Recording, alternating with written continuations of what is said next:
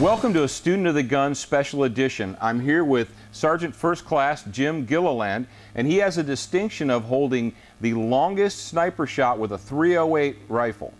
Jim, thanks for coming with us today. Good to be here. Quick background, you are in the United States Army? I am. Right now I'm serving in the 3rd Infantry Division in Fort Stewart, Georgia. Currently on orders to go back to Fort Benning, Georgia. How long have you been in the Army? Just went over 15 years. 15 years and a couple of days now. I thank you for your service. Now, you've obviously, during the current global war on terror, been overseas, I'm guessing, several times. Correct. And the one that everyone likes to talk about was your tour in 2005. That's correct. Can you give us a little background about how that went and how it began? Sure. I was picked up in 2nd Battalion, 69th Armored on Fort Benning, Georgia. It's part of the 3rd Infantry Division. It's 3rd Brigade, 3rd Infantry Division. I was selected to take over as Sniper Section Sergeant. I went over there and we ran about 3 weeks of a selection course. Picked up 9 additional guys, 3 team leaders and 2 shooters per team leader, for a total of a 10-man sniper section. Jim, let's talk about hardware. People like to talk about hardware. They like to talk about rifles. What kind of hardware were you using? The M24? Our primary sniper rifle was the Army-issued M24. We had 4 of them. Each team had one, and then I had one specific. The next weapon that we used, it was in the accuracy realm, was we had an M16A5. And essentially, the United States Army Marksmanship Unit built these rifles specifically for the SDM project, the Squad Designated Marksman. Okay. They took M16s with the flat top uppers, rebarreled them with a heavy free-floated fluted barrel, Daniel defense rails, and put 2-stage triggers in them. And with that platform, we're easily shooting under 1 minute of angle, shooting at least 1 inch at 100 yards. That's with the 77 grain? With 77 grain Black Hills. Black Hills, okay. The Mark 262, as the Army knows it. Excellent round. It was both very, very accurate, and then the terminal damage was very well. That's a good point, because you hear a lot of scuttlebutt, and there's a lot of chit-chat on the internet and the web, like, oh, you know, the 5.56 it's a worthless round and we should get rid of it. But for the 77 grain Mark 262, getting the job done against enemy personnel? That was our primary means of incapacitation for overseas. And we actually had one incident where when they brought an individual back, the surgeon that was attached to our unit, who's a shooter, a big loader and hunter, he comes up and he's like, you know, you can tell a big difference between a .308 and a .223.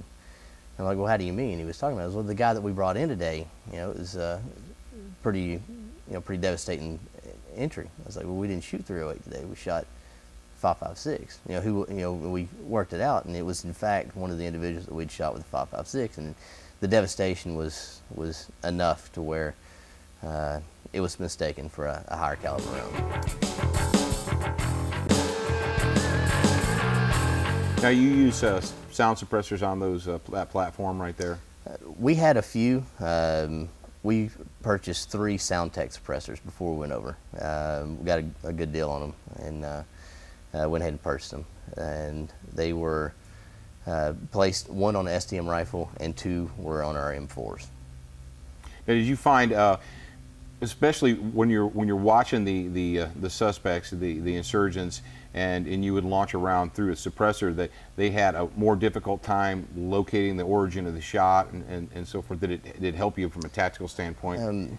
It probably did. The biggest thing that we were looking for is low light scenarios where we could cover our flash. Flash suppression. That was the biggest or thing. Signature reduction, I guess, is the Correct. hot term right now, is signature reduction. Correct. And then with the sounds, because we're using supersonic ammo, with the sound reduction, it did throw them off a little bit to where they had to look, if they were starting to look for us, they would have to look harder. Kind of like a ventriloquist act, where they don't, it doesn't sound like the rifle shot is coming from the rifle. It sounds like it's coming from Correct. a different direction. Because essentially you're not hearing the rifle at this point. You're only hearing the sonic crack. So, yep, correct. Fantastic. Now, all right, let's talk about the long shot. Sure. The long shot was how far? It's 1,250 meters. 1,250 meters with a .308. That was which ammunition? It was an M24, a standard Army M24 with the M3 Alpha Leopold, and we were using M118 LR, which is a Lake City brass with a 175 grain Sierra match king. and it's a standard Army issue sniper round now. Now, you didn't set out that day to break any records. Did it fall into your lap, or was it perfect conditions? How did that work out? Where we were located was, it was an outpost. We had my sniper team on the top floor, always, and we had an American platoon that stayed in this building always, and then it was a company of Iraqi Jundis, or privates basically, that stayed on the bottom floor of the building. The building was the largest one in our area, and it was right on the side of an MSR, MSR Michigan, actually. It was a main service route that was a high IED location. So we used that to kind of control that part of the road, and it was right there coming into Ramadi.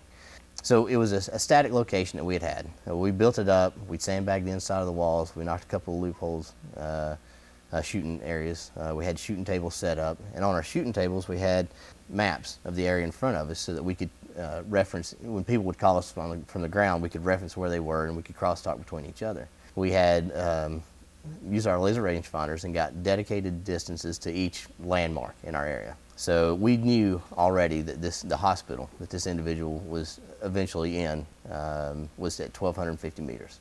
The Alpha Company commander had told us earlier that they were going to do a cordon search about 600 meters to the north of the hotel. That's what we called it, the OP Hotel. So we were overwatching them, just making sure that there was nothing going on around them or somebody trying to sneak up. Because often we had, when a patrol was out, we had RPG gunners or IED teams that would come in and try to hit the exfil route. Correct. Yeah. So we were just watching them. We had a couple of guys skylining themselves on the roofs of buildings. Basically, we're standing up on top of the buildings. And when you do that, there's all flat lines, all straight lines, and then you have an individual. And it just throws, it's a big signature. Yeah. So we were calling, called a couple of times, said, hey, we need to get our guys off the roof. And about the third time that this happened, we picked up the radio, started to key the mic, and there was a single round. I heard a single gunshot. Immediately went into full alert, started scanning the areas. The commander on the ground calls up to us on the radio and says, hey, we're taking rounds. We think it's coming from the hospital. I had a Leopold Mark IV spot and scope on a Manfrotto bipod. We wheeled around, watching the hospital, and we see one individual on the top floor, on the fourth floor of the hospital in Ramadi. He steps up towards the window, and we can see clearly that he had a rifle. It's some type of a long-barreled Kalashnikov type rifle. It could be an SVD, or it could have been a Tabuk, which is a 7.62 by 39 rifle that is designed a lot like the SVD. The Dragunov. The Dragunov, correct. But it's Iraqi made.